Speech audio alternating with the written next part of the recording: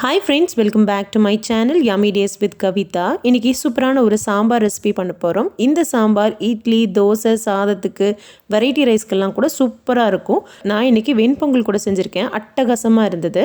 வாங்க இந்த சாம்பார் ரெசிபி எப்படி செய்யறதுன்னு பார்க்கலாம். 100 கிராம் பாசி பருப்பு எடுத்திருக்கேன். பாசி பருப்பு வந்து இந்த மாதிரி தான் இருக்கும். துவரம் பருப்பை விட குட்டி குட்டியா இருக்கும். இது ஒரு 2-3 தடவை நல்லா கழுவி எடுத்துக்கலாம். ஒரு குக்கர்ல சேர்த்துக்கோங்க. இது கூட அளவா தண்ணி சேர்த்துக்கோங்க.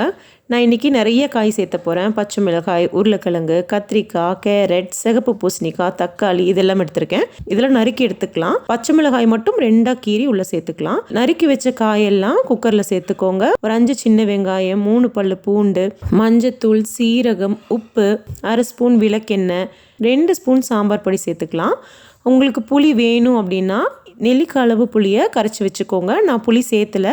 சாம்பாரில் ஏன் புளி சேர்த்த மாட்டேங்கிறீங்கன்னு கேட்குறீங்க. நான் நாட்டு தக்காளி தான் யூஸ் பண்ணுவேன். நாட்டு தக்காளி இயற்கையிலே நல்ல புளிப்பாக இருக்கும். அது கூடவே நீங்கள் புளி நல்லா கரைச்சி சேர்த்திட்டிங்கன்னா ரொம்ப புளிப்பாக ஒரு காரக்குழம்பு, புளிக்குழம்பு சேர்த்துன மாதிரி இருக்கும். அதனால நான் சேர்த்துறதில்ல. உங்களுக்கு வேணும் அப்படின்னா நீங்கள் இந்த பெரிய நெல்லிக்காய் அளவு புளியை கரைச்சி வச்சுக்கோங்க. குக்கரை மூடி 2 விசில் வச்சு எடுத்துக்கோங்க. அதிகம் விசில் வச்சிங்கன்னா காயும் குழஞ்சு போயிடும், பருப்பும் அப்படியே கரைஞ்சிரும். இந்த ஸ்டேஜில் பருப்பும் காயும் கரெக்டாக பக்குவமாக வெந்திருக்கு. தேவையான அளவுக்கு தண்ணி சேர்த்துக்கோங்க. இந்த ஸ்டேஜில் தேவைப்பட்ட புளி தண்ணியை உள்ளே சேர்த்து நல்லா கொதிக்க வைங்க. இப்போ சூப்பரான ஒரு தாளிப்பு ரெடி பண்ணிடலாம். ஒரு பேனில் 2 டேபிள் ஸ்பூன் நல்லெண்ணெய் சேர்த்துருக்கேன். கடுகு, பெருங்காயம், 2 வரமிளகாய், கொஞ்சம் கருவேப்பிலை, ஒரு 10 சின்ன வெங்காயத்தை 2ஆ நறுக்கி உள்ளே சேர்த்துக்கலாம். நல்லா வதங்கி வந்ததும் நல்லா கொதிச்சு வந்த சாம்பாரில் உள்ளே சேர்த்துக்கலாம்.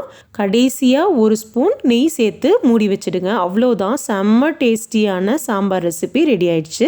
இந்த ரெசிபியை கண்டிப்பாக ட்ரை பண்ணி பாருங்கள். ட்ரை பண்ணி பார்த்துட்டு எப்படி இருந்துச்சு அப்படின்னு உங்கள் ஃபீட்பேக்ஸ் அண்ட் கமெண்ட்ஸை என் கூட ஷேர் பண்ணுங்கள். தேங்க்யூ.